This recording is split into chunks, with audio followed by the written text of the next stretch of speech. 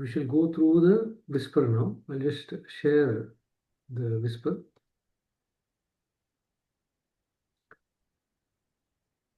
So would request one of you to volunteer to read the whisper, anyone.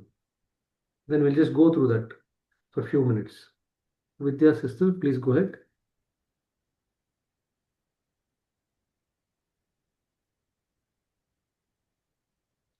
We need to unmute. Thank you, brother.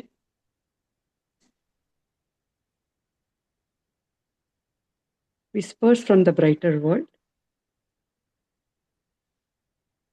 Reverend Babuji Maharaj, Thursday, August 17th, 2000, 10 a.m.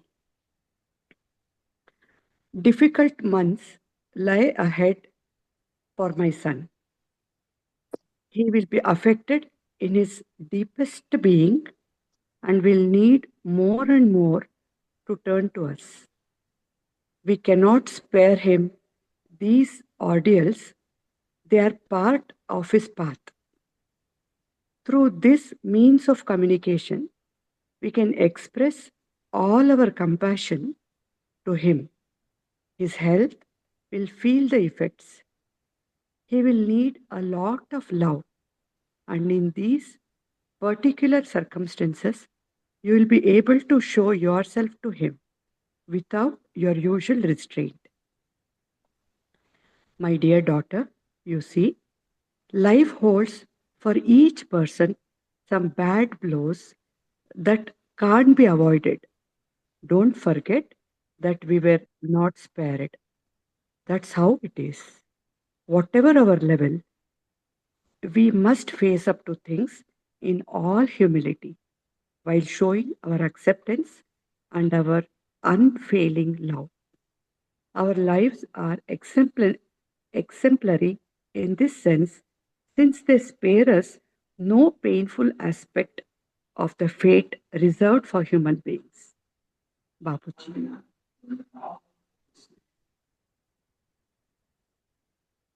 Thank Let's you. just thank you, sister. So let's now just go through each of the paragraphs. So I'll just read the first paragraph. If anybody wants to kind of share one or two thoughts about this, please feel to go ahead. So Babaji is now talking about Chariji. So Chariji was the master who was in charge at that time in 2000. So Babaji used to consider him as his son. So difficult months lie ahead for my son. So he is referring to Chariji. He is giving a warning that he will be affected in his deepest being and will need more and more to turn towards. Now, this is something that we all need to kind of keep it in mind. And that's why it's important for us to develop self compassion. Because there will be phases in the life where we will be challenged. And the challenge is not just at a superficial level, it will be at the corest of our being, at the deepest level of our being. And what is the respite? How can we get respite when we are challenged at the deepest core of our being? We can only turn more and more to our masters to help us tide over these crises that we have to pass through. So Babaji is saying that we cannot spare him these ordeals because they are a part of his path. And remember, each one of us have our own ordeals in our path. And that should actually be a warning also, be a reassurance also. So anybody wants to share any other thought on this particular paragraph, you can go ahead, please. One or two people.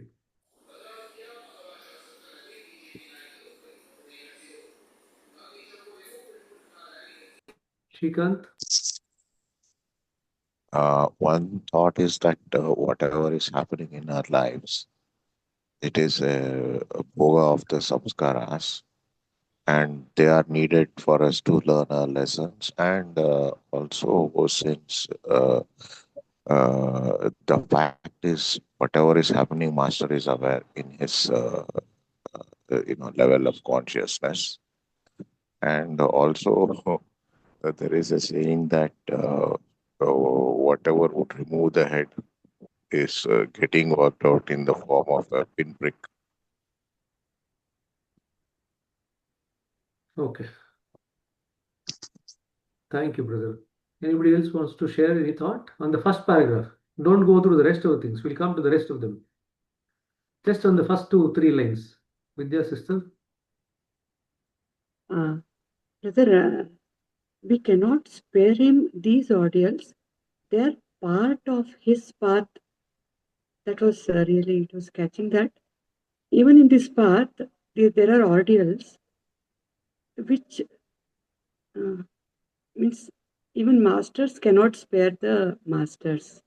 So even in this path, there is so much which affect us in the deepest being. Either they be positive or the suffering. Where is reality at one? Irrespective of the position that one occupies Yes. in the journey, the ordeals are there. It is inevitable. Ordeals are those things where the samskaras have to come to bhoga. It is inevitable. And nobody can spare it. So we might think that, okay, we can actually manage to get most of the things cleaned. But there are some set of samskaras which has to be passed through, the bhoga of which has to be passed through. And that is inevitable even for a person who is at the level of the master. And that's what we have to remember. Okay, so that's what he's actually warning. Manikantan?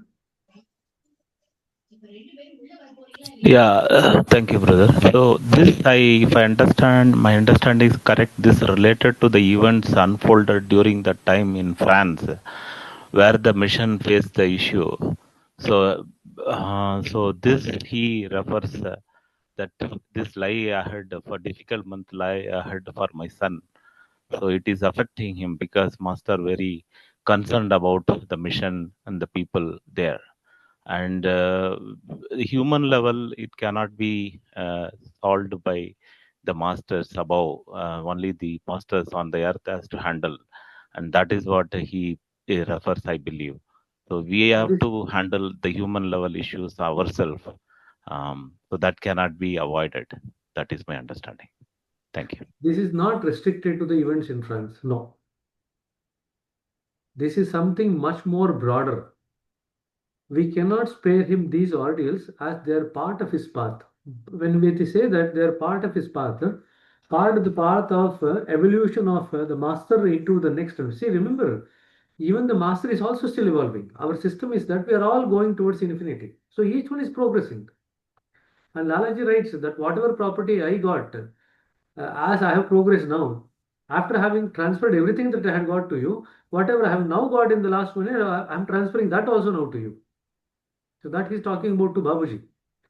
So in other words, the masters continue to evolve, not only when they are here, but also after they have shed the body.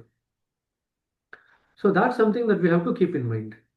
So here from both the things, one in terms of his own journey, Charish's journey, and second thing is that in terms of his work as master. The issue in France was one matter, but then his work as a master had a lot of other challenges that needs to be dealt with, and he cannot be spared.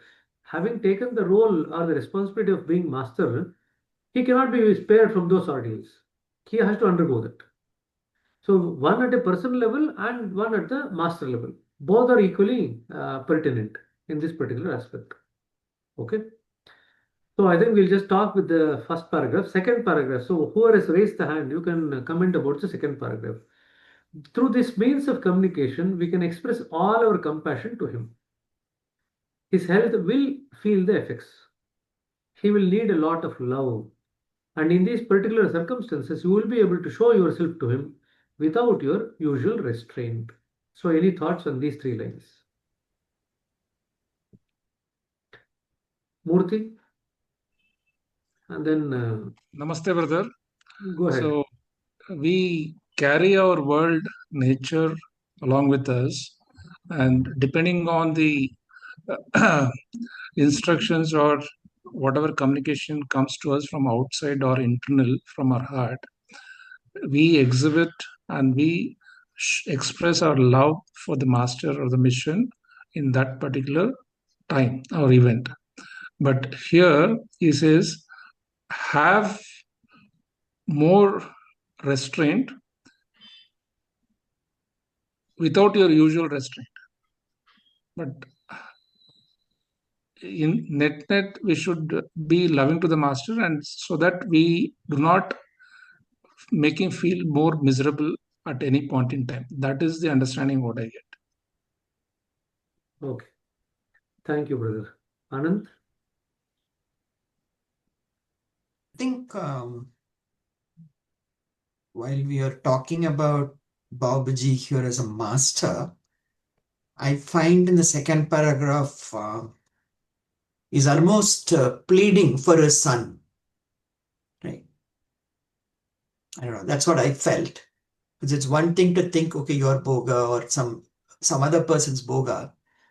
But the first sentence itself is it's lie ahead for my son. So I thought that was touching. Good. Any other point from the second paragraph? Brother, this is Srinivas here. What I understand is Babuji is communicating to Helen Parrott that we are communicating with Chariji through this and showing all the compassion to him, and this would show some result on his health. Okay, he will need a lot of love from our side so that his health is going to improve. And in some cases, you have some reservation to communicate with Chariji. Please remove that restraint, whatever you have in communication with Chariji, please communicate to him so that he will have better health or something like that. That's what I understand.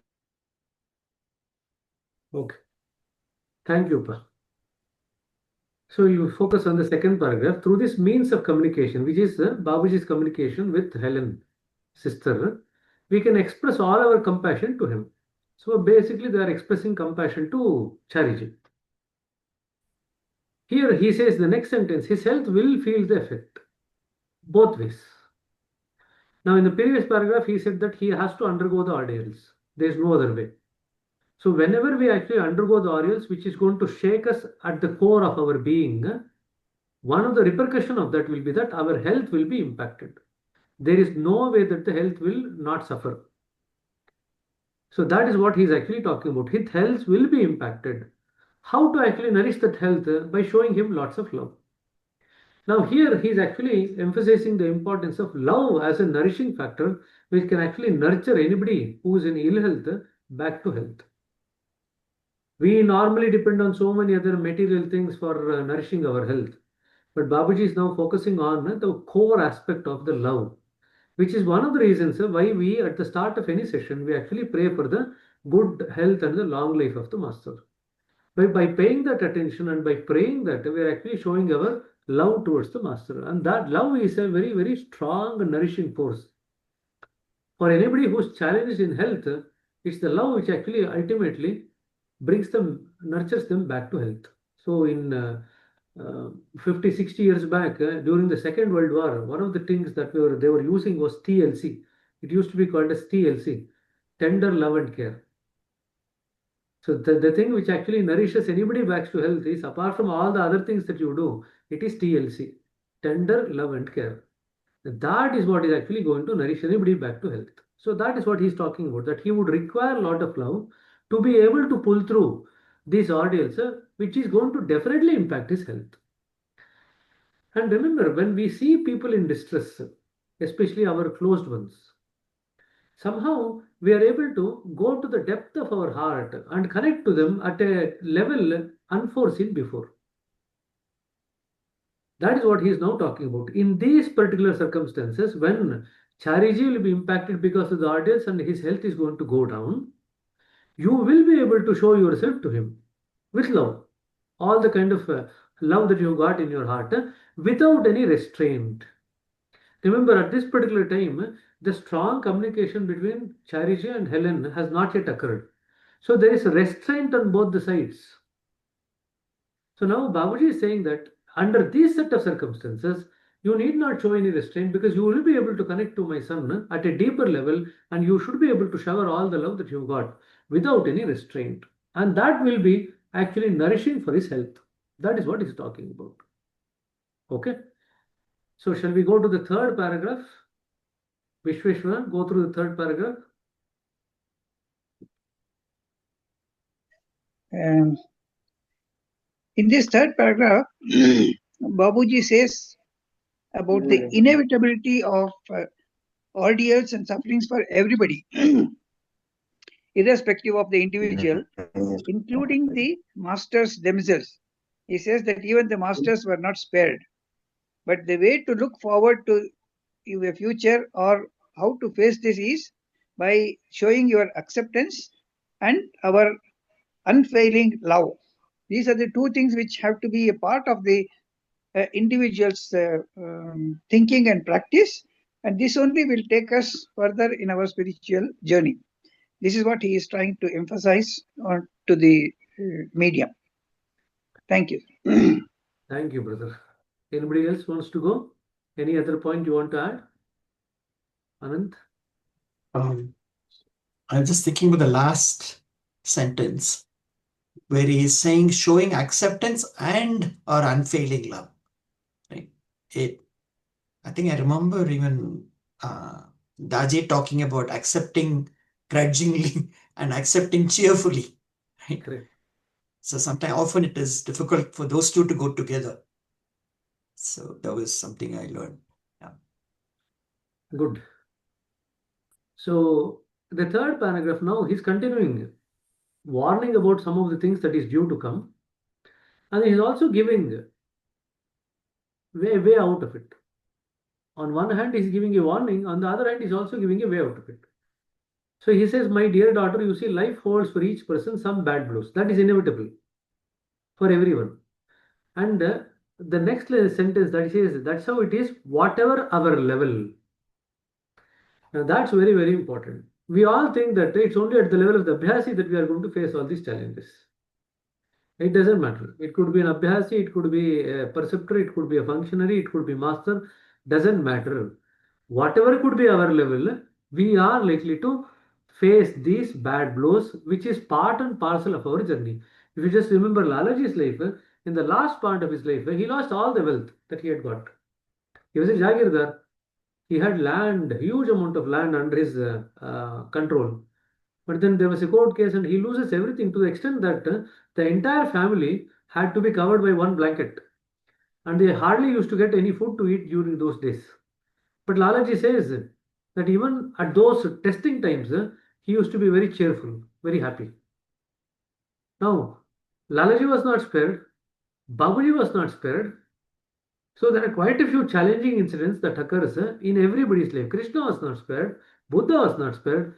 Every person, irrespective of what level they are at, whether it's an abhyasi, at the current level, if you take it's an abhyasi, it could be a regular, irregular abhyasi, it could be a preceptor, working, non-working preceptor, it could be masters, it could be any functionaries, it could be anybody at whatever level.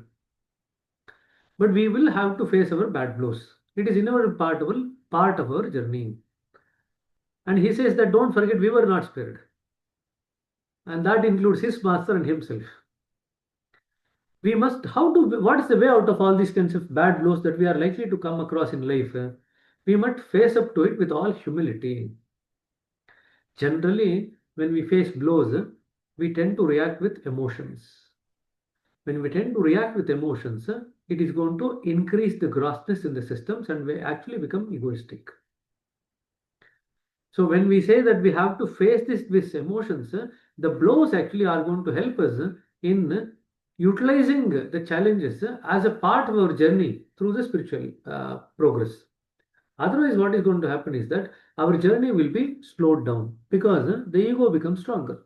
When we react with emotions, our ego becomes stronger, we become more grosser, and rather than becoming the challenge becoming an enabler of our journey, it becomes an impediment of our journey. Apart from humility, he also is talking about accepting and our unfailing love. And love, we read about the love in the last paragraph, about the importance of love to nourish somebody back to health, to help them get that cushion to be able to face the bad blows. Love is the one which is going to actually help them to face the bad blows with a kind of a cushioning impact. And acceptance, as brother said, acceptance, you can have multiple levels of acceptance. You can have joyful acceptance, you can have a peaceful acceptance, you can have a loving acceptance, you can have a courageous acceptance, you can also have acceptance with clarity. So as we progress, acceptance as a quality will get many other factors added on as we progress in our journey. So he's giving a warning on one hand. He's also saying that reassuringly that we also went through, that everyone has to go through. And lastly, he's saying that there is a way out of it, and this is how you have to deal with it. Now, sometimes it feels it's far more easier for people who have shed the body to comment like this. For those people who are still here, it's a lot more challenging to face it. Right? Anyway, the last paragraph. Venkateshwaran, go ahead.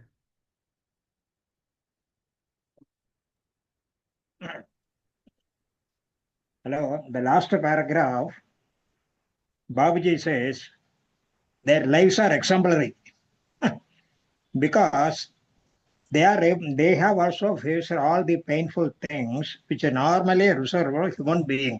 So we have to understand that not only human beings we are getting the problem and suffering, they also are getting, but they are taking as it is exemplary thing. They are taking as it is a gift. So from that we have to know that whenever we are facing problem, we should not grumble or complain, but we should also learn from our masters. They have undergone much more troubles than what we are doing. So without grumbling, we should accept cheerfully. That, and we should take it as a happy situation. That is what he says, Babaji, exemplary. This is what I feel. Okay. So Babuji is now exhorting us to act with exemplary attitude. You should have that attitude of facing these situations in an exemplary way without getting impacted.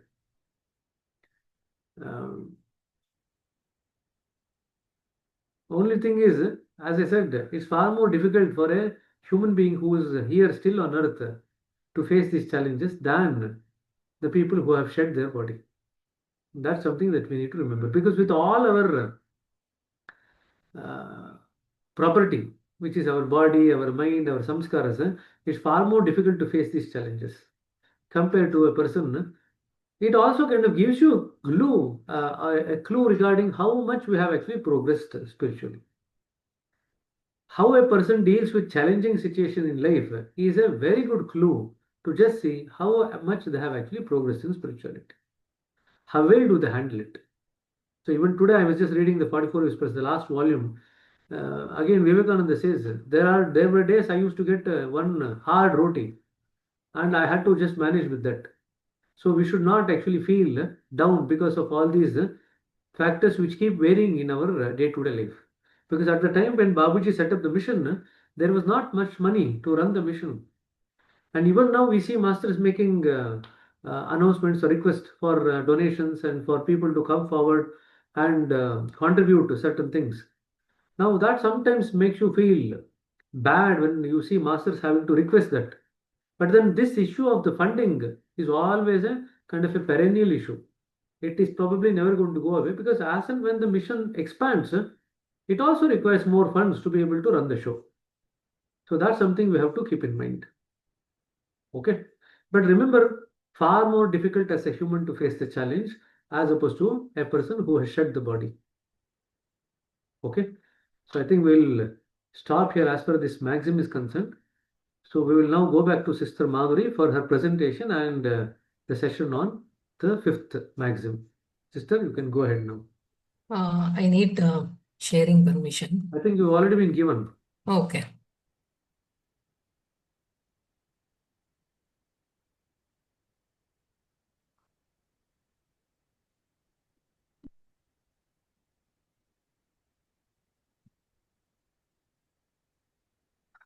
So the slides are visible, right? And I'm audible. Yeah. Okay. So welcome back to the presentation on maxims again. So today's maxim is the fifth maxim, for which actually we already have read the Whispers, which almost summarizes everything that we are supposed to understand. Be truthful, take miseries as divine blessings for your own good, and be thankful.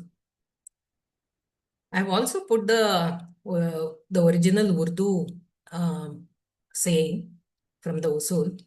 So, हमेशा सच बोले और हर मुसीबत को मालिक की तरफ से अपने भलाई के लिए समझे और उसका धन्यवाद दे. I've just put this Urdu thing for my own understanding. Sorry? Correct. So let's see. Yeah, we have already read the Whispers and we know it, but let us see what Babuji talks about what is being truthful and how to look at miseries as divine gifts. How do we kind of graduate ourselves to that level? We'll start off with being truthful or be truthful. Hamesha sach bole. So when Babuji is talking about truthfulness, I mean, he uses this word, sach bolna, hamesha sach bolna, hamesha sach bole. That is the word he uses. So, which really implies, what does it mean when we say, when someone has to talk the truth or be truth, I mean, be truthful. We start from being truthful. What does it really mean, being truthful? And when is that really possible? As long as we are, one is trying to kind of project themselves in a false way, truthfulness is never possible. When we don't understand the purpose of life and when we don't understand why we are exposed to different situations in life and why we are faced with different challenges and even pleasures, when we don't understand their importance, we try to pretend something which we really are not inside. So, whereas when one starts understanding the various scenarios which come into one's own life and what life is and how it has to be lived, how to look at different things that a human being basically faces in their own life, then slowly one starts actually seeing themselves what they are. And slowly, once this wisdom dawns that I have to basically, first of all, accept myself. I have to first see what I am truthfully I am. What am I inside? What am I at any particular point of time? In time and space, what I am, and try to understand that. And then, so one is seeing and trying to understand that. And the third aspect is accepting that. Then slowly this truthfulness basically takes over. Till then, it is very difficult to be truthful. Till then, we are trying to pretend or we are trying to project something which we are really not truly are at any, what is inside and outside, they could be very different. So when that understanding dawns, what happens is the truthfulness slowly starts in one's life. So he says it really implies the sense of presenting one's own self in its true colors. And he uses this word, Jaise ka vaisa. So what does it mean? It means there is no pretense. And when I'm interacting with others, there's no hidden agenda. I'm not trying to basically kind of pretend anything. I'm not trying to kind of win over anything. I'm not trying to prove a point with anyone. And I'm almost trying to emulate what could be called as authentic behavior. So trying to be authentic. That is what is inside and what is real. Presenting that as is. And when is this possible? As we discussed already, as I was talking about it, this is possible only when we accept ourselves as we are. When I say we accept, we have to accept everything that we have. It is not just the strengths, also all the weaknesses, all the faults. I have to see them eye to eye. I have to recognize them, and I have to accept my present condition and make a vow that I actually move over that. I actually come out of that and I evolve from that. And what happens if we do this? If we do this, when I accept something, then I can also accept what is outside me. Only when I can accept me, can I then really accept what is outside me. And when I accept what is outside, what happens again? Understanding dawns. We can understand things as they are, because now the inside and outside both are basically resonating with one another, and there is no difference, and there is nothing which is really kind of blocking that vision outside, because now you are able to see yourself inside very clearly. And he says this is a state, halat or a kaifiyat is the word that he uses, at which a man exclaims spontaneously, it is as it is. Jo hai, so hai. But this is the ultimate state. As one progresses from being truthful to the ultimate state of truthfulness, then this happens. Then can one say, it is as it is. What? That is truthfulness. That is jo hai, so hai. Because, why? Because now he can understand the cause and effect and also raise above all that. So that's where this slowly progresses towards.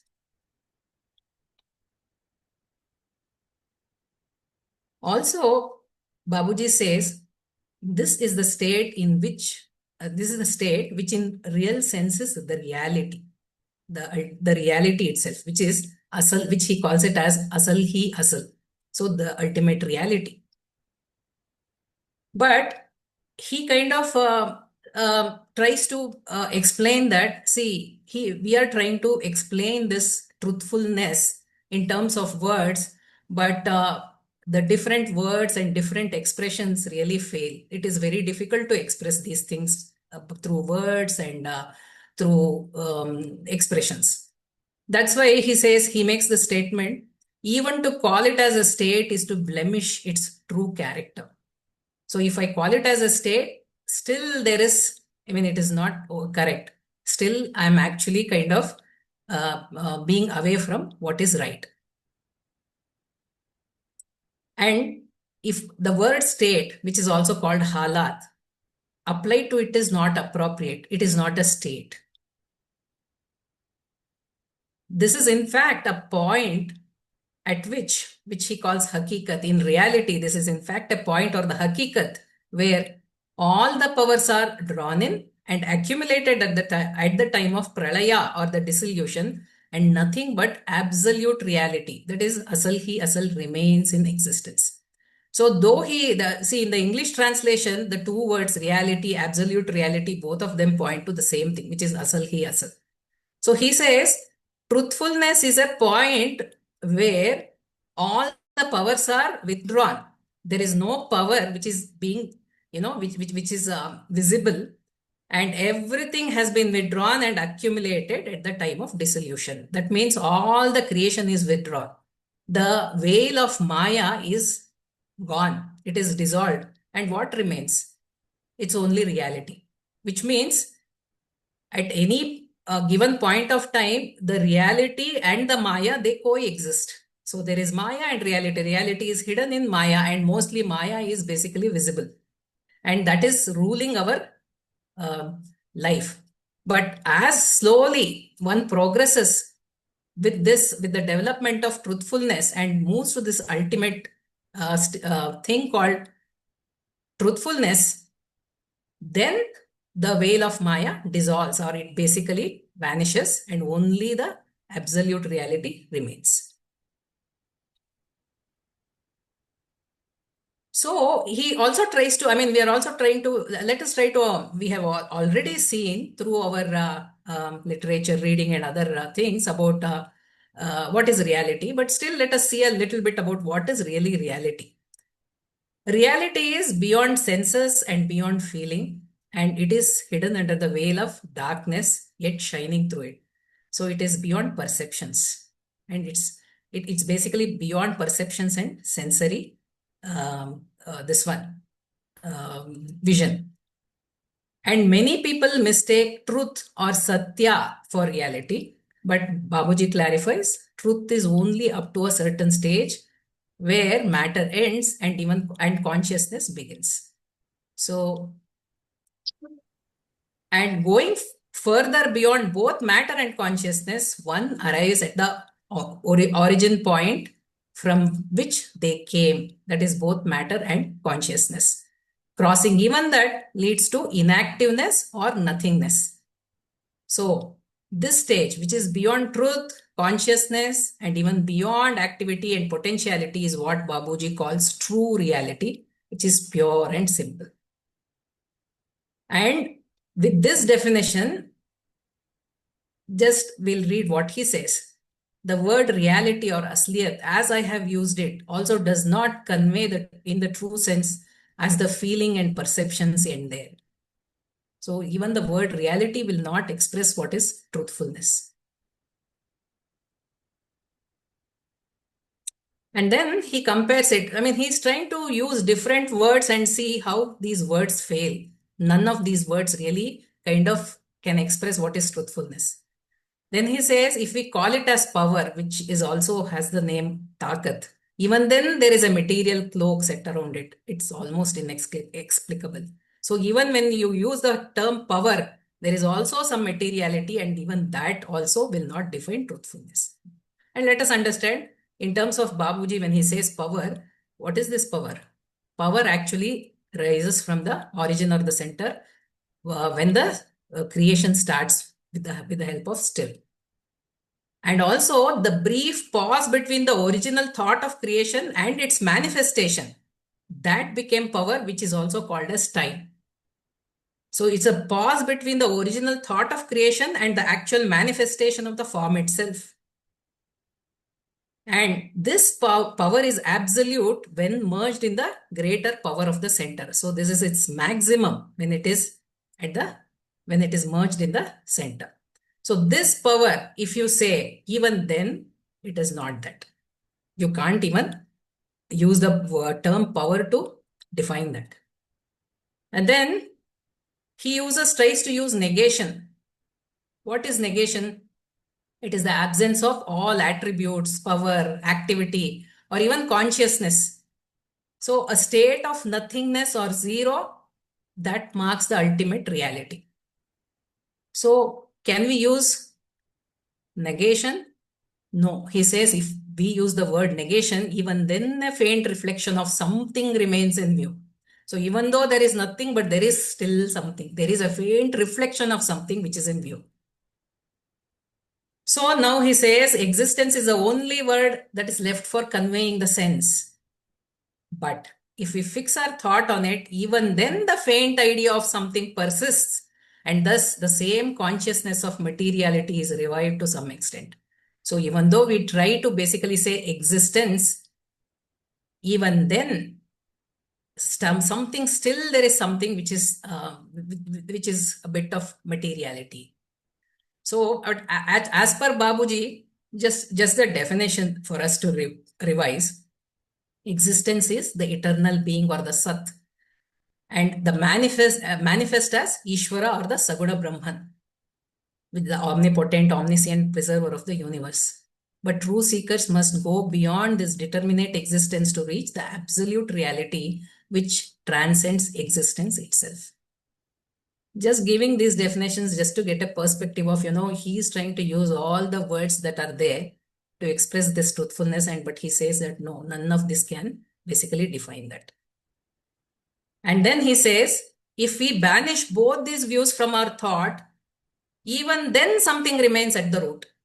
That means all these views you take off from this, what remains? There is nothing.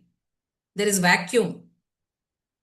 But even then there is something, because even vacuum has something. Even vacuum is also not perfect. Even that also has some energy fluctuations, some minute fluctuations, as we know.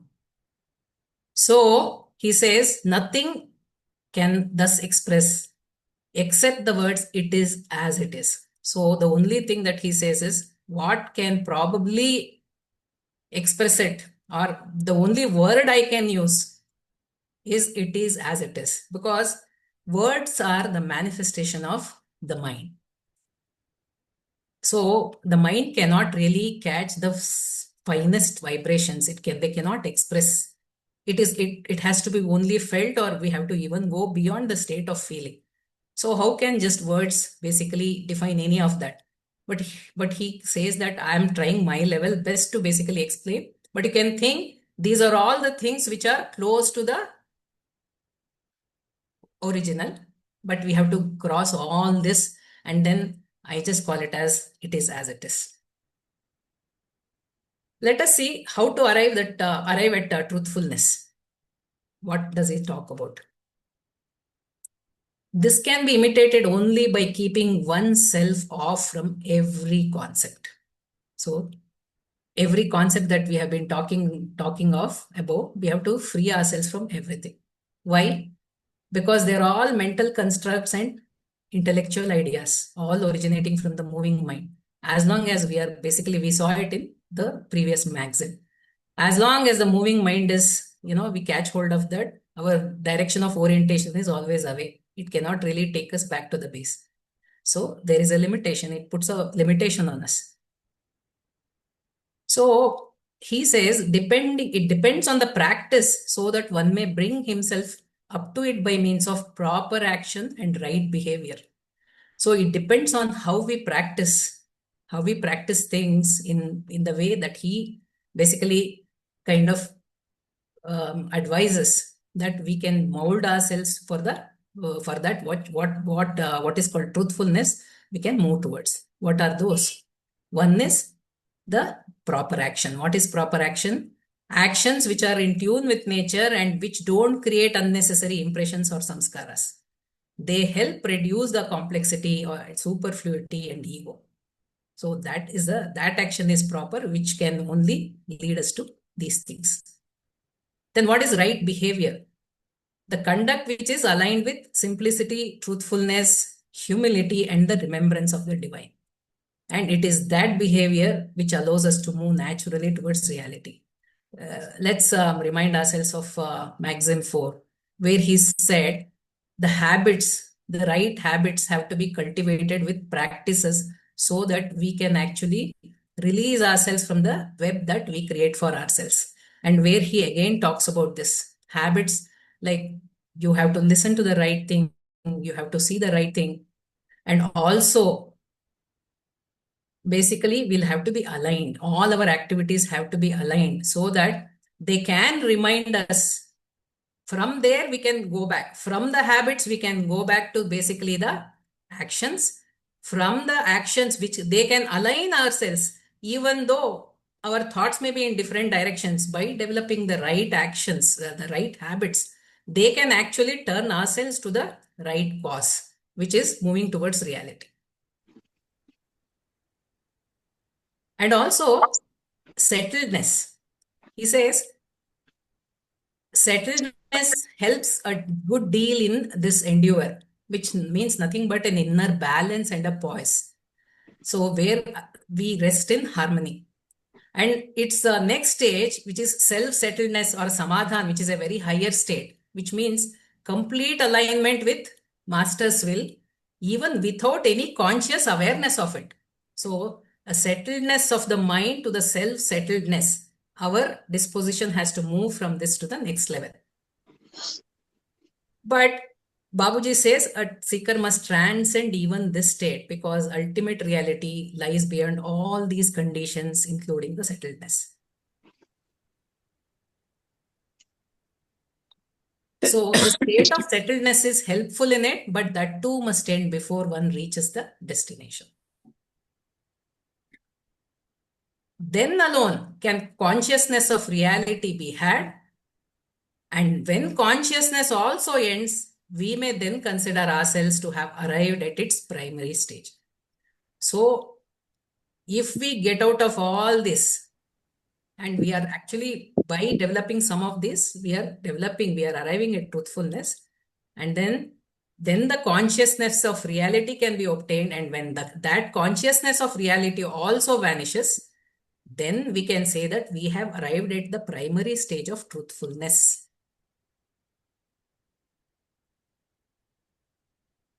Just to kind of give a, so that is all he talks about truthfulness. Just to bring about some difference between what we call as truth, then truthfulness, and then satpad. I've just brought in some definitions of that. So truth or satya, what we call satya. So Babuji explains that truth is what remains when matter ends. But this truth is present at many stages of human development, but it's not ultimate because it's a relative thing. It's a dynamic thing. It's a changing thing. And beyond matter lies activity, that is consciousness and Chaitanya. Beyond both matter and activity lies inactiveness or nothingness, which is beyond truth. So truth is only a relative stage, but not the final reality because it's a moving thing. But what is truthfulness? Satyata. It's not about speaking the factual truth, but it's a state of inner transparency and alignment with reality. As we spoke about it already, being authentic, presenting our true colors. That is what it is. And at this stage, all powers are drawn in, dissolution occurs, and absolute reality alone remains. So truthfulness means living in perfect consonance with reality. And then there is Satpad. So Satpad or Satyapad is a sphere where truth is predominant. It is defined by sages as a region of light. I mean, it is defined thus by the sages, but Babuji says it's a region of light, though in a very fine state. And it's in fact the reflection of reality, which in itself is still beyond. It is just still a reflection of reality, but it is not reality itself, Satpad. So just observe the differences, subtle differences between truth, truthfulness, and Satpad. Keep that in mind. So now, with truth, by being truthful, how we develop the relationship with divine? How do we cultivate the relationship, and how does it help us to basically mold our relationship with divine? We cultivate a habit of truthfulness so that our actions and dealings may be in consonance with the state related above, and just as it is in the dealings of nature. So why do we cultivate? We cultivate a habit of truthfulness so that our actions and dealings are in consonance, in line with the state that we discussed so far. And it is just as it is in the dealings of nature. How nature deals with everything. How does nature behave? How does nature deal with everything that it creates? How does nature basically work with the creation? We will see this actually in one of the maxims that we are going to basically deal with. So I'm not going to go in detail about this. So we have to have the same we have to develop, cultivate a similar disposition for ourselves also.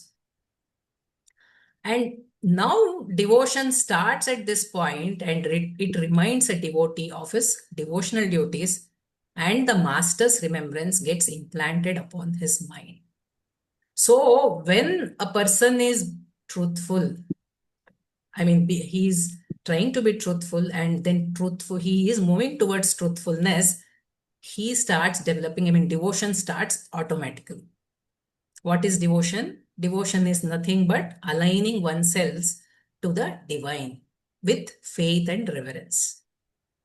So that's the starting point. And then it slowly matures into an intimacy or closeness with Master, where everything else loses its importance. And then it slowly matures to what is called real devotion or bhakti, which is beyond the emotional affection. It's not an emotional bond. And that culminates in total self-surrender, completely surrendering oneself, and finally merging with the grace of the Master, mergence into the Master. So the whole purpose of this developing truthfulness to be to be ourselves, to be authentic, is to basically align ourselves to the divine will. Otherwise, what happens? We are in a delusionary world. We don't see ourselves as we are, then we cannot see the world as it is. And all the dealings we see with a false perception. And when there is a false perception, everything becomes topsy-turvy, and we only develop more and more impurities, complexities, and samskaras, and we develop more and more knots, and we move away from the divine. Whereas seeing ourselves the way we are, trying to be as we are, it helps us a great deal in moving towards the divinity, moving towards the divinization. So here he brings in a concept of, when a person is devoted, when there is a devotee, what is his disposition? How does he look upon the master or his or the God? How should he look at him? Even as the harshness of the beloved is appealing to a lover, since it contains a gentle tenderness, which reflects love all through and attracts him all the more. So, why is he bringing this harshness? That means, see, when we are devoted to our master, our beloved, and or we are directly, let us say, we are kind of connected to the God, what happens? There are always rebukes. I mean, if in the worldly view, if we are thinking that I am going to be attached to God so that all my problems can be solved, that's never going to happen. We saw this one Whispers Now, and also whoever attended Dilse just last week, someone asked this question, how to basically deal with troubles, and master answered it beautifully. He said, see, if you are faced with any challenge, you have to accept it. That is the first point. And once you accept it, then what will we do? We move towards basically solving the problem and face it as is, rather than we deny it. If we are in a mode of denial, then nothing can be done. But on the other hand, we accept and move towards facing it and going through that. It helps us a great deal in learning things and strengthening ourselves. And now, does it end there? No, it doesn't end there. There are more and more challenges. There are more and more difficulties. So what do? Do you have any choice? We don't have any choice. We are here in this world to basically undergo everything that we are supposed to undergo and learn. So what's my responsibility? My only responsibility is to accept and then try to basically put up with the things and then learn and then move on. So, and while, harshness can be, can be anything for anyone. It could be some miseries. It could be sadness, or it could be a thrashing from the master himself. Let us say master is basically he's not, he's not showering his love, but he is scolding us. We need to understand why he is basically presenting himself like that. Because for us, he now takes the role of beloved. And whom do we take someone as our beloved? Only when we understand that the other person is concerned about my well-being. Only when my inner self can understand this person is only interested in my well-being, and he is my well-wisher, and he is ready to basically do anything and everything for my well-being. If I understand that, then whatever the other person, then that person can be called as or can be considered as beloved. Till then, we cannot be considered as beloved. So if a person abuses, if a person scolds, we'll have to kind of first of all evaluate who is doing it and from what disposition or what is the intention behind that. If someone is abusing us for no reason, or if the intention is not for our correction, we don't have to withstand that. We don't have to basically just accept that. We'll have to kind of retaliate it with the right response. But when it is coming from the person who is interested in our well-being, we need to understand the intention, and then we need to kind of pause and reflect, well, what's happening and why is it happening and what should be my response? And accordingly, I'll have to basically act. So the rebukes of the beloved are very pleasant to him and offer him greatest joy. And how is this possible? This is possible only when I understand that the intention behind whatever my beloved is doing is for my good. And when something is for my good and for my evolution, what can be there except joy? So it becomes a joy for him. If we take a cruder view of these scoldings, they assume the form of painful experiences, which people call by the name of miseries, which are so easily endurable to a true lover who takes them with delight, even to their grossest form. So it becomes painful only when we don't understand the intention. Only when we don't know that this person is trying to help me through this behavior or through this response that is coming to me, that is being given to me. So if I understand that, if I don't understand that, then I become egoistic and my responses are going to be ego-based. And they become more and more complicated. My reaction to that will create more samskaras. Whereas, on the contrary, they become very endurable because now I'm truly a lover and he is my beloved. That's the only relationship that basically remains between the two. And then I take it with delight and joy. When this state is acquired, the underlying emotional trend converts it into a state of gratitude. So what is the underlying emotional trend there? If it is the right thing, it is joy. And what happens? Joy gets converted into the state of gratitude. Joy becomes gratitude at a later stage. So only gratitude can come out of the lover. This indicates how nicely he has welcomed them and is now so happy with them because they have come down from his beloved. And for what? For his own betterment. So he quotes a poem from a poet. Don't complain of sorrow because it is far from etiquette. Happiness cannot be had without undergoing sufferings. So, this is, I mean, this is understand that we can understand this through our explanations till now. He also brings in this term called etiquette. It is not etiquette to complain. So even if you may not be comfortable. See, none of us are comfortable with sufferings. None of us are comfortable with miseries. None of us are comfortable with pain. But it is not etiquette to complain of that. Oh, my master is not doing this. This is not happening. This is not happening as per my wish. No. When you understand what is the reality behind everything that is given to us, there is no way I can complain. And what remains after undergoing everything is actually the happiness. So happiness cannot be had without undergoing sufferings. This results in all joy and he begins to abide in it. And after sufficient practice, it becomes his second nature and its consciousness too drops off. That is what? The joy also.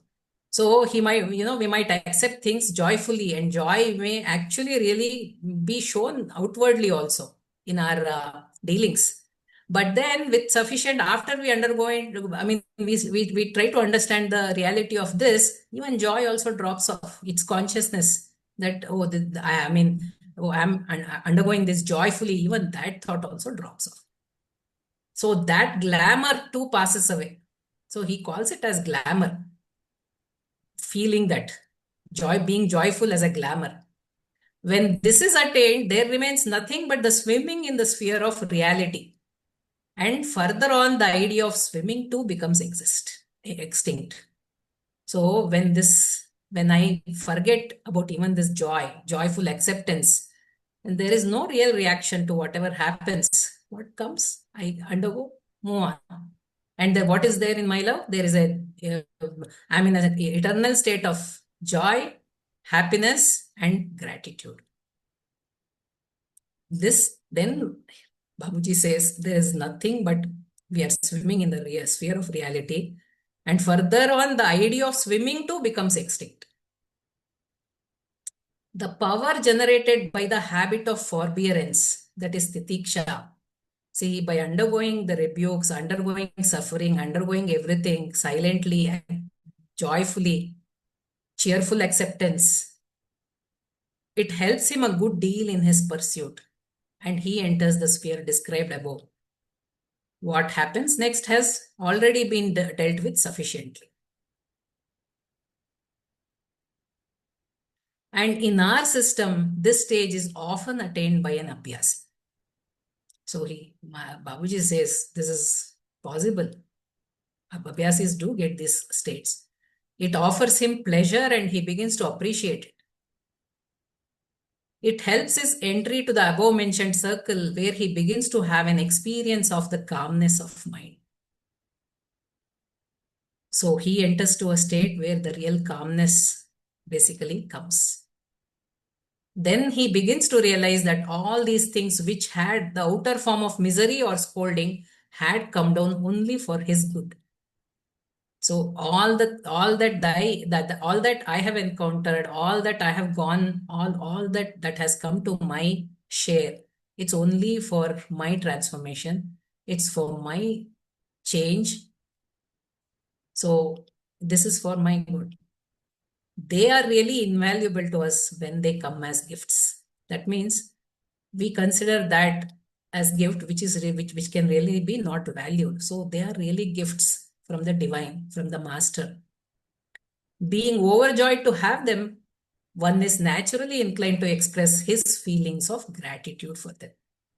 So the overjoy where even the consciousness is not there.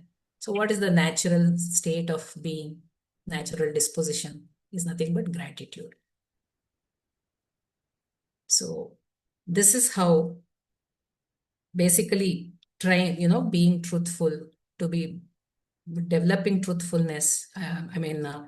Starting from being as we are to move towards the ultimate truthfulness, we can actually mold ourselves in such a way that we are basically moving towards the divine will and basically kind to mold ourselves in such a way that we can move towards reality, free from all the veils of the Maya that we have created for ourselves, and basically untying all the knots and become pure and simple.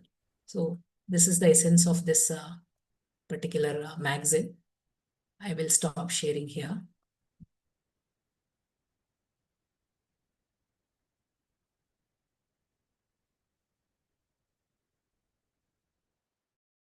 So if there are some questions, we can take it up.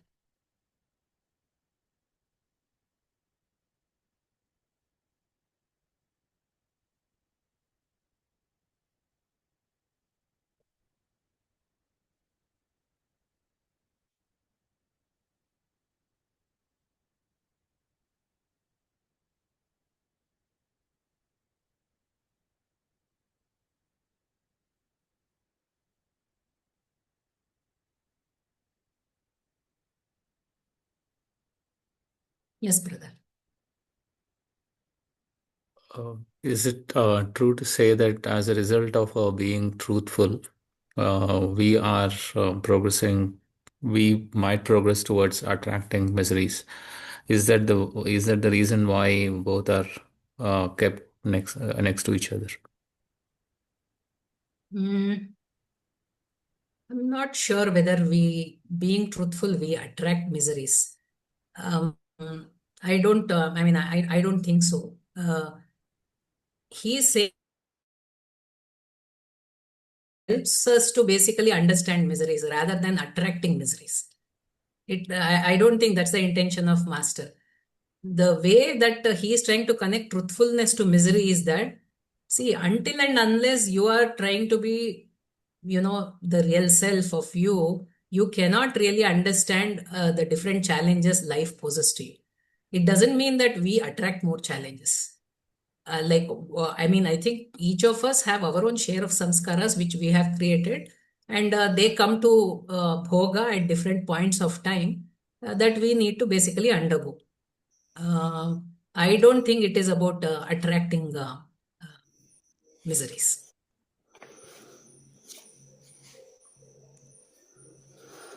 Sister, Thanks, Yeah. sister.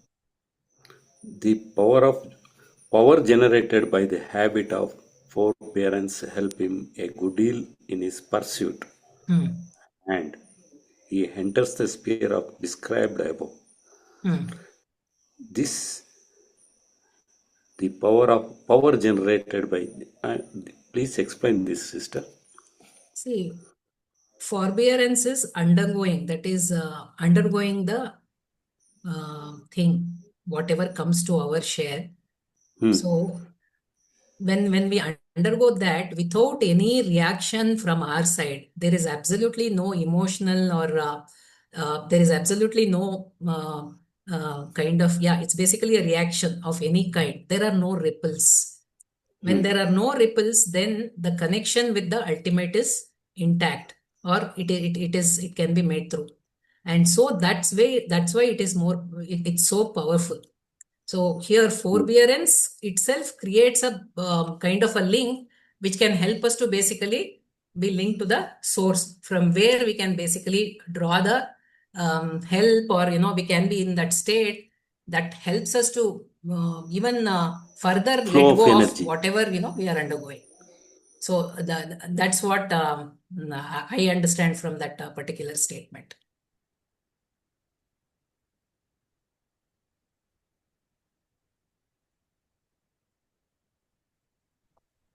Yeah, Murthy, Brother Murthy. Namaste, sister.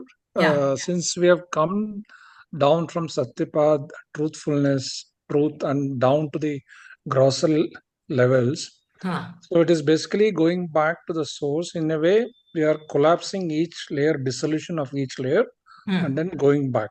Yeah. And that has been very clearly evident in one of your slide. I think it gives us a clear picture of where we have come from and where we are going back.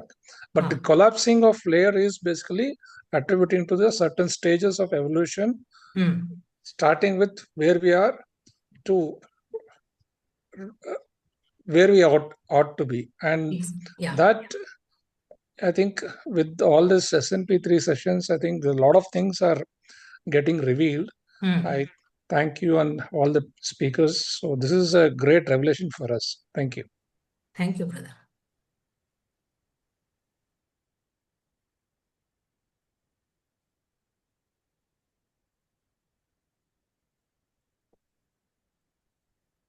Anything else? Yeah. Namaste, sister. Yeah. In one, this one, maxim 2, Babuji has mentioned 3 stages or 2.5 stages of prayer. What are those stages? Stages of prayer. Prayer. Three stages. At this point, I'm not in a position to kind of recall that, brother. I'm sorry. Okay.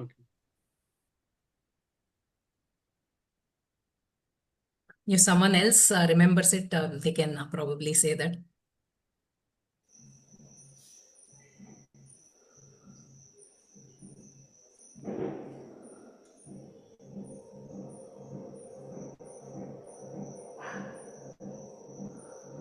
Sister, page number 225. After sufficient practice, lost lines. After sufficient practice, it becomes his second nature and his consciousness too drops off. That means, sister? See, we become joyful. Yes. That joyful state initially is, we are conscious of that. So after sufficient practice of, being in these states, then that becomes our second nature. It becomes natural. We don't have to basically, every time be conscious of that.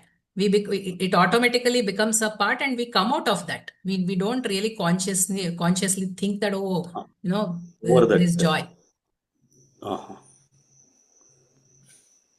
Okay, sister. Yeah, please go ahead, Shamala.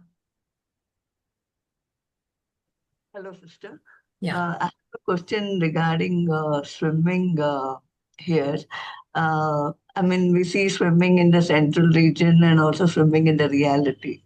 What is exactly is that? Sorry, your question is, are we swimming in reality, or are we swimming in the central region? Central region, yeah. The reality represents that region, that's all. So reality is again the central region. Where is reality? So in terms of when you're depicting in terms of different regions, then it comes to that particular term. But when you're talking about the different, I mean, what does it denote? Then it denotes reality, basically. Okay. So why is that again swimming word is used here, sister? Sorry? Why is that swimming word is used here? Swimming. Because it's a ocean, because it's a vast ocean where it is where that particular area is still undefined, and it is called as a ocean because that itself is a vast. So we are basically swimming in the ocean. It's a very vast area, that itself. Okay. So one clarification. So the reality comes after the central region. Okay. The reality is the center. That is what you are talking about. See, in terms of movement, in the Pinda Pradesh, there is a push and pull movement. In fact, there is a push. In the mind region, there is the pull and expansion. That's the nature of the movement. And in the central region and near the center, which is where the reality is talking about, there is the swimming. There is neither push nor pull. Master teaches you a kind of swimming which does not allow resistance to be formed for your journey. It's not like the normal swimming that we see people swim. Because when we swim in that way, we actually create ripples of resistance. Here you can actually say it's almost like a gliding. It's like surfing. You're not creating any resistance at all. And in fact, you are kind of floating, so to say. You're floating on the waves. That's what you're doing. You're not even kind of actively doing anything. That is the kind of swimming that is actually taught to you when you enter into the central region. Till that time, you will not know that kind of a swimming. So that time, it becomes the job of the master to teach you. Now, what happens when you swim in the central region? You partake what is there in the central region. There is the seven rings of splendor, and there is the awareness, there is the gross identity. These are the things that you actually shed as you progress to the central region. Now, when you enter into the center itself, near the center, after crossing the shore, which is the last ring, after crossing the shore, when you enter into the state, the infinite ocean or the state of thumb, that is where you actually start swimming in the infinite ocean. In that infinite ocean, what is there? You actually start assimilating the essence of the reality. When you start assimilating the essence of the reality, that is when we are said to be in this closest possible merger. Although some semblance of difference is maintained, when we accumulate that essence as much as possible, and then after some period of time, we experience the effect of that particular essence, that is when we are said to be in a state of real bliss. Even when that real bliss, awareness of the real bliss is also gone, then you should have been said to have reached the destination. That is what Babuji is talking about. So in the Pinda Pradesh, there is the push movement and there is the zigzag movement. In the mind region, there is a pull movement and there is an expansion. And in the central region and in near the center, there is the swimming. So three kinds of movement as we go in different regions. Okay. And in the maxim, there are just two corrections. Babuji has used the word consciousness. Consciousness also ends, we may then consider ourselves to have arrived at the primary stage. The consciousness of the subtleness also. There, he's using the word consciousness in the meaning of awareness. The awareness is also gone. Otherwise, you will get confused. How come there is consciousness there also? On one hand, we say that consciousness ends before we enter into the central region. But on the other hand, we also use the word consciousness sometimes to the center also. There, when you use the word consciousness, he is talking about the awareness. Very similarly, he is actually talked about in the next page, 266, he says, this results in all joy and begins to abide in it. After sufficient practice, it becomes the second nature and its consciousness too drops off. There again, he's using the word consciousness in the context of awareness. It is not consciousness per se, it is awareness. Okay, just remember that. And the first slide that we actually spoke about today, about be truthful. If you can just go back to the slide, sister.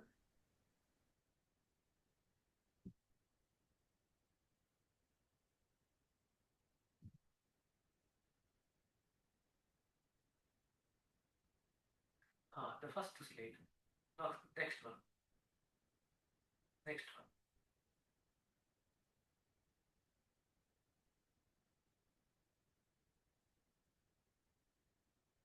Is it visible?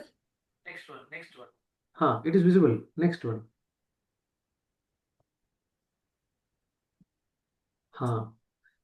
There, see, the translation is not exactly correct. It says be truthful. It is not Hamesha Sach Bolna. It's not about speaking the truth. It say Hamesha Sach Bolna, it is speaking the truth. Yeah. That is not what it is. Here you are actually being truthful. Yeah. So there is a big difference between speaking the truth all the time versus being truthful. So sometimes to be truthful, we might need to speak lies. That is possible. You might have situations in life where to be truthful, in order to establish the truth, you might need to speak lies. So that's something that we need to keep in mind. So in the context of being truthful, that is when we have aligned with the reality. That's why we say it is as it is. Jo hai so hai. It is at the reality level, not in terms of speaking. So I just wanted to confuse. I think maybe some issue with the translation there. It's not about speaking truth, it's about being truthful. Being truthful is when we are established at the level of reality. That is being truthful. But at a lower level, it's quite possible that for being truthful, we probably might sometimes end up having to speak a lie also. And there's a big difference between these two. Speaking a lie, but while speaking a lie also, we can still be truthful. In order to establish a truth, if we have to speak a lie, that is no longer a lie. Because it's used in the context of establishing the truth. In other words, being truthful. So I think I just had spoken about this in some of the previous session. Largely, Babuji had a case, court case going on. And then he was told by his lawyers that you are definitely going to lose the case. Then Babuji is surprised by it. And then he says, why are you are my lawyer, why are you saying that we are going to lose the case? Then the lawyer says that since you are not going to tell a lie, we are going to lose the case. There, the situation was that such that in order to establish the truth, Babuji actually had to go to the court and say a lie. And then Babuji says, who told you that I'm not going to tell a lie? So I just wanted to correct this thing. You can still be truthful, but you might still actually end up saying a lie for the establishment of the truth, of being truthful. So just remember that. So speaking truth and speaking lie, they are different. That's like comes in the realm of dualities. Being truthful, there's no question of duality there. You are establishing reality. So there's no duality there. Speaking truth and speaking lies comes in the realm of the dualities. But being truthful is beyond unity and duality.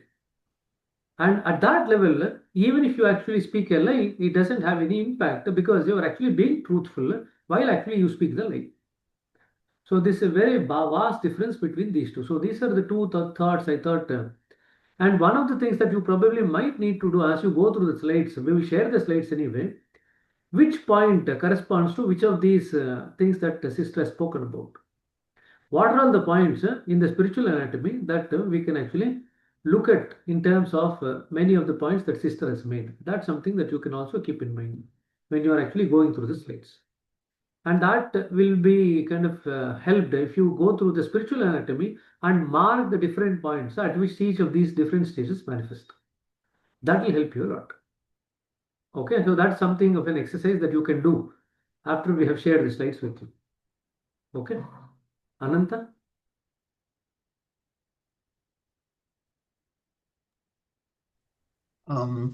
Okay, so this is when I used to read the maxim earlier, I had this understanding, which is getting challenged now, which was accept miseries as coming from God for your own good.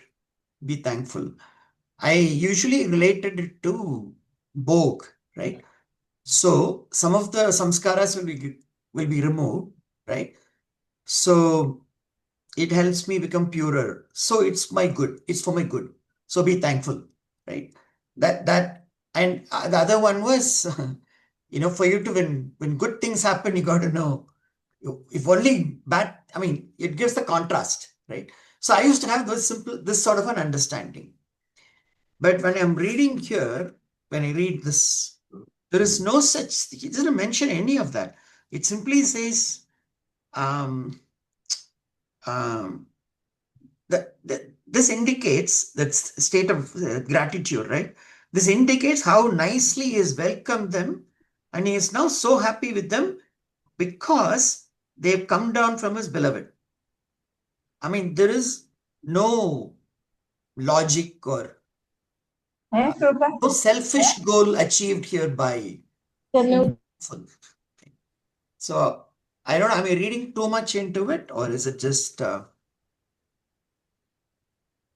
I think it's an interesting point that you made. In general, we assume that every misery that we face is because of the bhoga. This is an implicit assumption that we have got. Okay? Not necessarily, it need not be bhoga. It could be that we are just facing those life circumstances which are actually helping us develop that attitude of forbearance. That's why in the next paragraph, he talks about the forbearance. And it's the forbearance, the power that you get out of that forbearance that actually helps you go towards the center at a faster rate. And interestingly, as you pointed out, in the entire maxim, he does not use the word bhog at all. Yeah. There is no mention of the word bhog in the entire maxim. In other words, whether it's because of the bhog, it is quite possible that at our level, if we assume that it's part of the bhoga, we feel that it's more tolerable. That's the implicit thing, right? Saman, in Kannada we say, Yalla nan karma. That's what you say, no? When we say that, we feel that it's more tolerable. Okay, I have to accept it. I have to deal with it. I have to forbear it. But that is not what Babuji is talking about. It is irrespective of whether it's actually bhog or not bhog.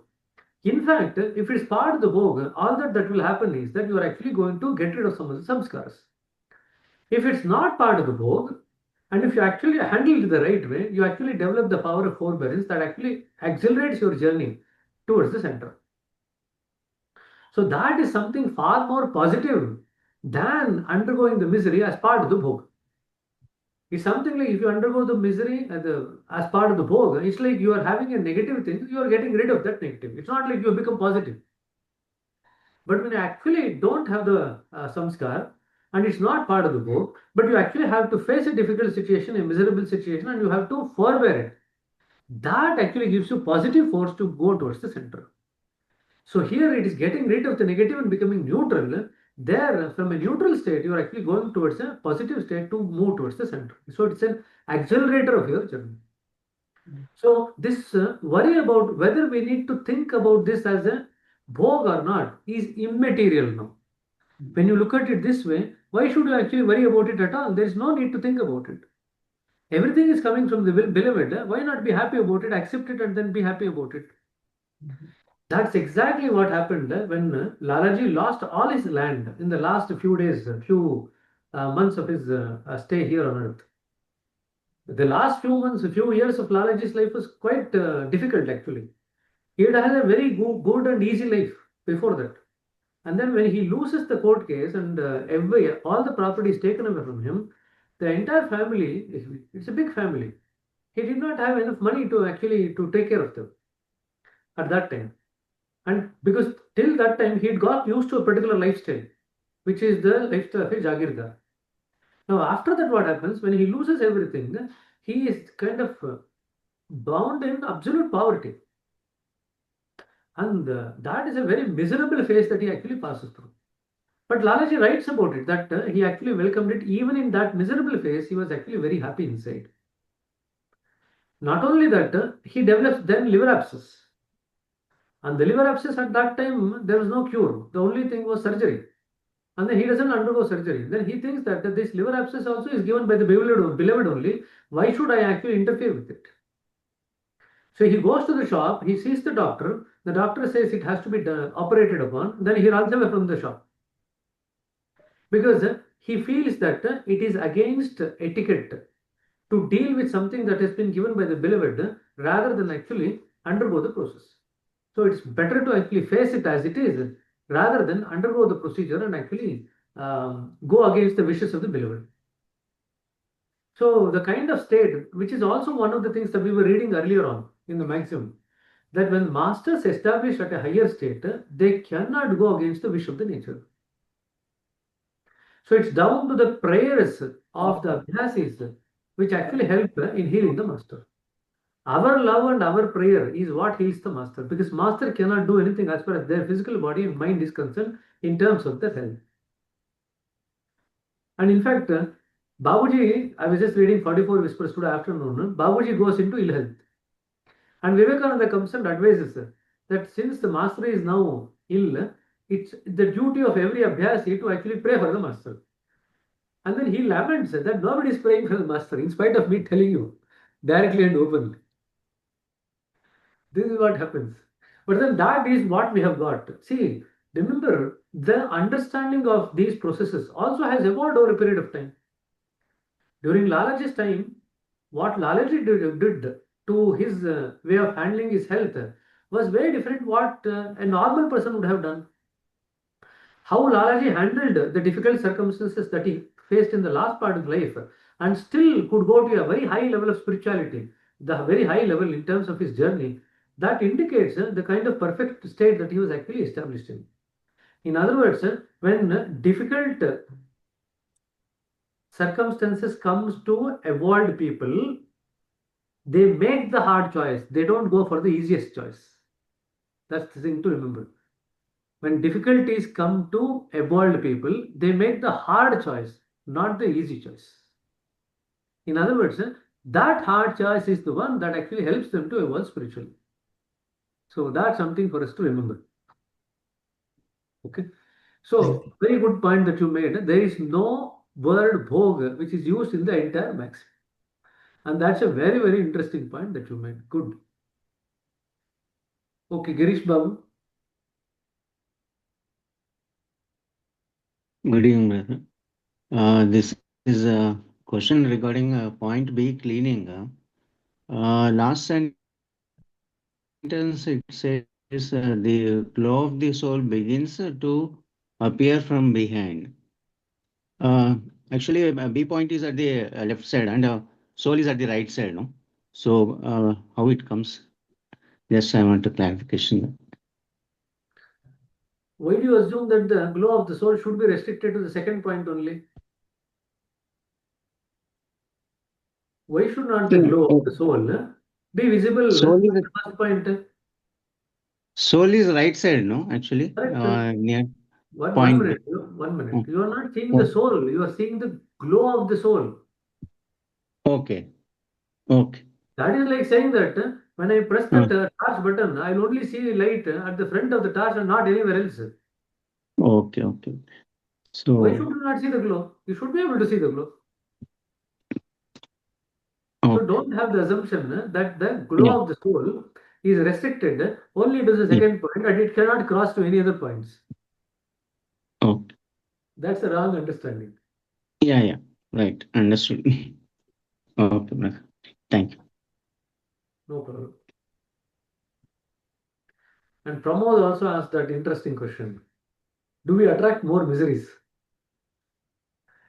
No, we don't attract more miseries. But if you do actually get more miseries, not that you are attracting it, but if you do actually get more miseries, that means the eye of the God is on you. So please welcome it and forbear it. The more you forbear, the faster will be your journey. Now, for that, we don't need to sit in front of or stand in front of the God and say that give me more and more miseries. Because there are people who've done that in the past. There are people, sages, who have actually prayed to God to give the entire miseries of all the human mankind to them only, so that they can undergo the bhoga of it. That is not what we do in our Sahaj Mark system. And there is no need to do that.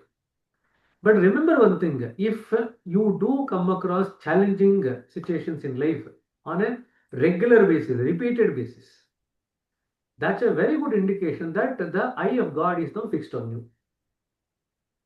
And you have become the cynosure of God and He wants to take you towards Him at the fastest rate.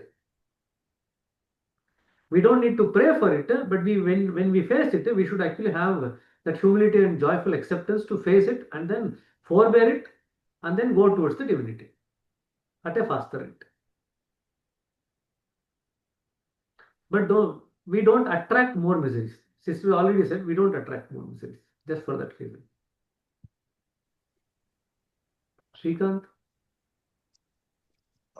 When I think it was in 2012, Chariji Maharaj in Manapakam was sitting and we were around him. One Abhyasi elderly lady, she became very emotional and she said, Master, why so much pain? I mean, you are doing so much for us. Why is Master giving you so much pain? He just said one thing, uh, which we can relate here. He said, because he loves me most. That's all, he said.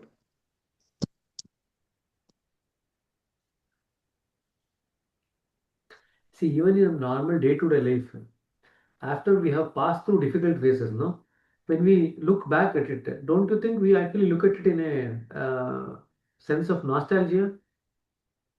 We don't have that bitterness at all. Even we might have passed through a phase of bitterness, but after you have passed through a phase and you look back at life, you don't have that sense of bitterness at all. Now it seems to have kind of vanished into thin air. Now, after having gone through all the troubles, we actually develop gratitude towards God, towards Master, that they actually made us undergo all these processes, which is actually helped us to reach a higher and higher state. So that is what is going to happen. That sense of gratitude will come. Because then when you start taking everything as the coming from the beloved, over a period of time, you realize that this offerings from the beloved is what is actually taking you more and more closer to your goal. So obviously you develop a sense of gratitude. Now, how do you know that you are actually handling the miseries rightly? If you are handling the miseries rightly, the clue that you are actually doing it correctly is given by the fact that you develop a sense of gratitude. If you do not develop a sense of gratitude, you are handling it, but it is not making your heart melt. Forbearing is one thing, but forbearing in such a way that the heart melts with gratitude is another thing altogether. So, to be able to forbear and also develop a sense of gratitude to a person who might have actually caused you difficulty is a very high state of spirituality to be in. Normally, we tend to accept, we tend to forbear, we tend to forbear even. It's like almost like clenching the teeth and forbearing it. Oh, I'm having lot of pain, let me clench the teeth and then forbear it. You know, when the people go to a dentist, that's how they do, no? They clench the teeth and then forbear the pain. But that's not what we are talking about here. Here, that forbearance should actually result in the softening of the heart. And with the softening of the heart, you develop the sense of gratitude.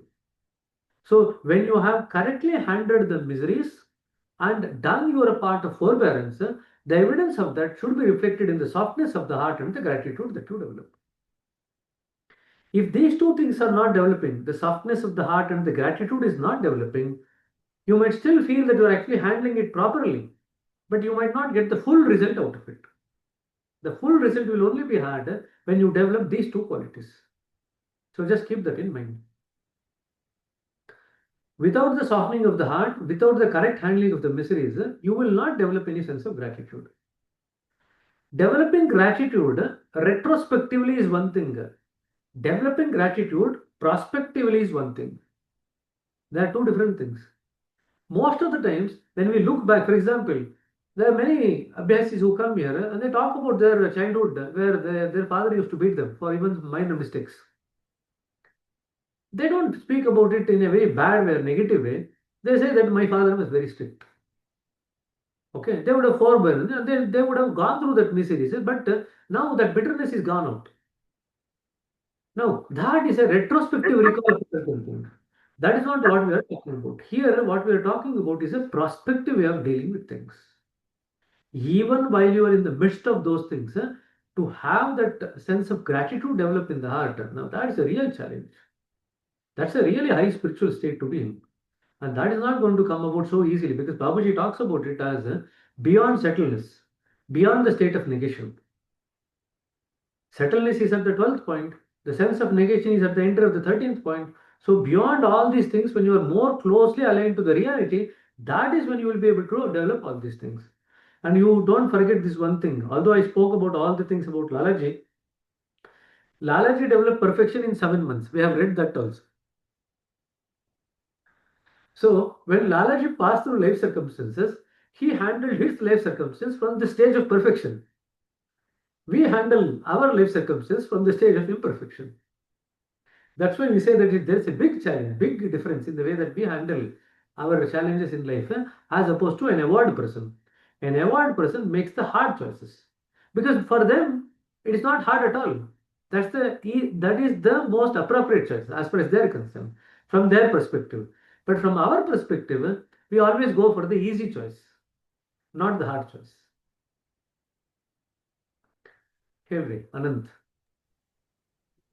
I was thinking about these miseries. See, retrospectively, feeling gratitude, it's hard. Depends on how that misery ended, right? Correct. I thought some miseries ended in, say, loss of a close one or something, right? Some things you went through the suffering and then you came out of it, right? And then you feel that, okay, look, this is a sense of gratitude. But I guess sense of gratitude when you are going through it, when you don't know how it is going to end, really, right? I guess that is kind of possible. It's good question you have asked in the context that when we are in the Pinda Pradesh, you look at the outcome of the misery, whether it's a profit or loss. Based on that, you develop gratitude. That is not what is going to happen when you go to the higher state, because as you cross the Pinda Pradesh, this notion of profit and loss is now gone. Anything that comes to you is for your good. That is the notion that you now develop. When you look at it from that particular perspective, irrespective of whether it is actually hence in profit or loss, as far as your spiritual journey is concerned, it is something positive for you. So from that perspective, whether materially you actually profited or lost, that doesn't matter. From a spiritual perspective, it is always going to be positive for you in terms of your spiritual journey. So the sense of gratitude will come automatically. And as I say, as you go higher and higher, rather than develop retrospective gratitude, you develop prospective gratitude. The higher the level that we are at, the more the prospective gratitude. The lower the level that we are at, we develop retrospective gratitude based on the outcome of the misery, as you said. Okay, sorry. Let me just think through this a little bit. See, one thing is me suffering, right? Let's say I'm going through a suffering, some condition, some disease, whatever, right? And I can say I'm able to think of that as being gratitude. But when your loved one is going through that, how do you, I mean, let's say your loved one is going through cancer, for example. How do you develop some gratitude about that, even at that moment? Right? It's No, nearly impossible. it's again an important question that you asked. When we are talking about it, it's talking about the miseries that we are passing through. For the loved ones, what will you do? You will actually give the tender, loving care. That's your duty. You will do your duty. But you cannot take those miseries on behalf of your loved ones. It is for your loved ones to actually develop the right approach and attitude to deal with the misery. Of course, you can help them. You can love them. You can give care for them. You can pay attention to them. All those things as a carer, you can do all those things. Nothing wrong with it. But remember, it is the person who is undergoing the misery that they have to develop all these things, not the other one. Now, you can say that when the loved one is actually undergoing a cancer, it is a vicarious kind of misery that you are going. You are not directly undergoing it.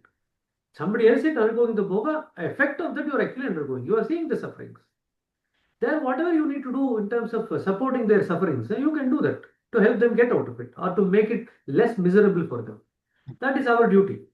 Yeah. But for a person who is undergoing the misery itself, that is what this maxim talks about. Yeah. It is directly related to the person undergoing the misery, not a vicarious responsibility. So that should be very clear. Thank you. Nimi? Brother, as we undergo miseries, are we allowed to find a solution Why not? to the problem, or should we just bear it in good grace? It is imperative for anybody to actually find a solution. There's nothing wrong with it. From the first point up to the center, we are all duty bound to find a solution. But what kind of solution you find depends on the kind of spiritual state that we are in. That's all. So I gave an example of Lalaji running away from the clinic, doctor's clinic. That was the best solution at his state of spiritual evolution. But suppose when somebody is in the Pinda Pradesh, they get liver abscess. They cannot make the same choice as Lalaji and say, run away from the hospital. That is not going to help them. Because at their stage of journey, getting it treated and actually having their health and actually continuing the spiritual sadhana is an essential part of their journey. So please remember it. The problem might be faced by different people at different stages of spiritual progress. Okay. And the choice that you make as a solution to that will be dependent on that. Okay. So it is imperative that you make a choice. Everyone has to make a choice. A person who is in the Pinda Pradesh versus a person who is in center. All of us have to make a choice. Okay, nothing wrong with making the choice.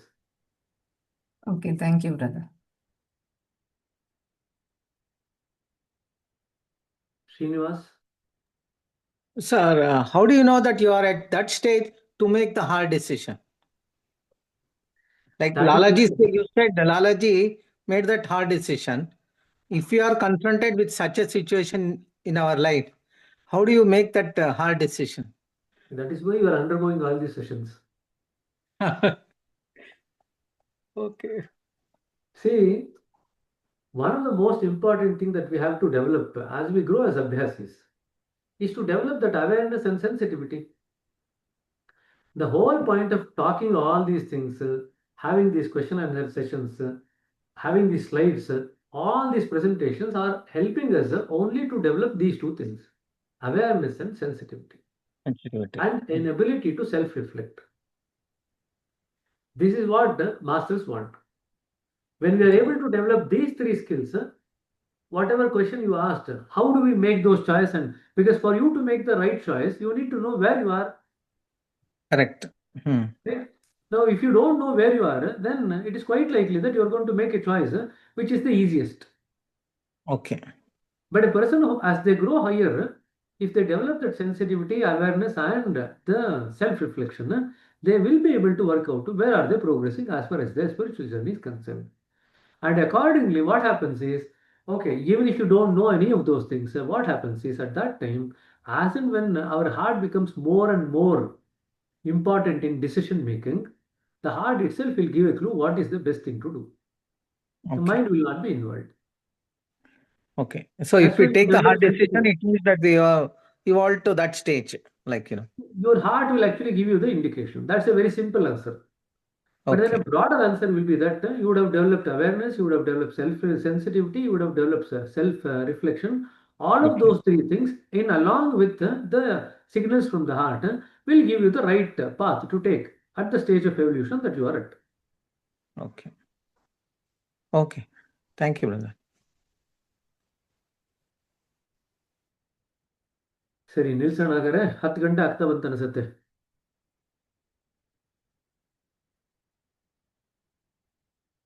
It was a shorter maxim, fairly straightforward, but very interesting question. Some of the points that were discussed today had not come up before.